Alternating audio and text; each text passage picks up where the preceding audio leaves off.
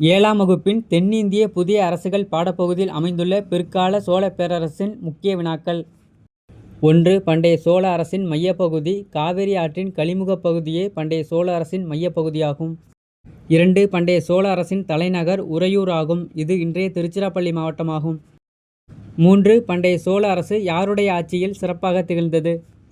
பண்டைய சோழ அரசு கரிகாலன் ஆட்சியில் சிறப்பாக திகழ்ந்தது. 4. பிற்கால சோழ வம்சத்தை மீட்டெழச் செய்தவர் விஜயாலயன் ஆவார்.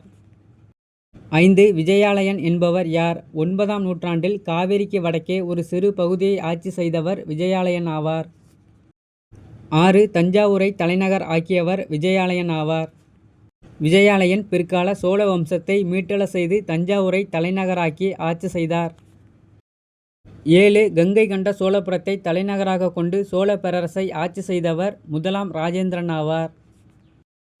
8. பிற்கால சோழ பேரரசின் மாபெரும் வல்லமை பெற்ற அரசர் முதலாம் ராஜராஜன். இவரது காலம் கிபி 985 முதல் 1014 வரையாகும். 9. யாருடைய படையெடுப்புகள் மேலை கடற்கரையிலும் இலங்கையிலும் சோழ ஆட்சி விரிவடைவதற்கு வழிவகுத்தன?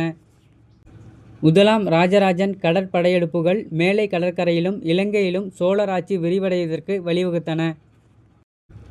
10. புகழ்பெற்ற ராஜராஜேஸ்வரம் கோவில் என்றழைக்கப்படும் பிரகதீஸ்வரர் கோவிலை தஞ்சாவூரில் கட்டியவர் முதலாம் ராஜராஜன் ஆவார். 11. முதலாம் ராஜராஜனுக்கு பிறகு ஆட்சி பொறுப்பேற்றவர் அவருடைய மகன் முதலாம் ராஜேந்திரன் ஆவார். முதலாம் ராஜேந்திரனின் காலம் கிபி 1014 முதல் 1044 வரையாகும். 13. கங்கை கொண்டான் என்று தன்னை பிரகடனப்படுத்திக் கொண்டவர் முதலாம் ராஜேந்திரன் ஆவார். 14. முதலாம் ராஜேந்திரனின் வட இந்திய போர்களில் பெற்ற வெற்றியின் நினைவாக கட்டப்பட்ட கோவில் கங்கை கொண்ட சோழபுரம் ஆகும்.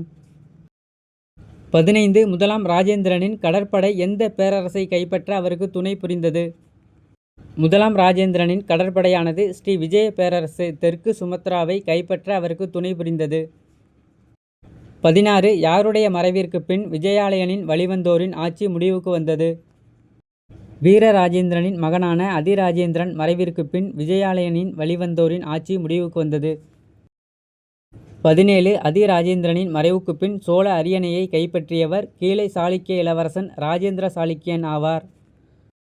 18. சாளுக்கிய சோழ வம்சத்தின் ஆட்சியை தொடங்கி வைத்தவர் முதலாம் குலோத்துங்கன். ராஜேந்திர சாளுக்கியன் முதலாம் குலோத்துங்கன் என்ற பெயரில் சாளுக்கிய சோழ வம்சத்தின் ஆட்சியை தொடங்கி வைத்தார். 19. மூன்றாம் ராஜேந்திர சோழனை தோற்கடித்து பாண்டியர் ஆட்சியை இன்றைய தமிழகத்தில் நிறுவியவர் முதலாம் மாறவர்மன் குலசேகர பாண்டியன் ஆவார். 20. சோழ வம்சத்தின் ஆட்சியை முடிவுக்கு கொண்டு வந்தவர் முதலாம் மாறவர்மன் குலசேகர பாண்டியன் ஆவார். கிபி 1779ஆம் ஆண்டு முதலாம் மாறவர்மன் குலசேகர பாண்டியன் சோழ வம்சத்தின் ஆட்சியை முடிவுக்கு கொண்டு வந்தார்.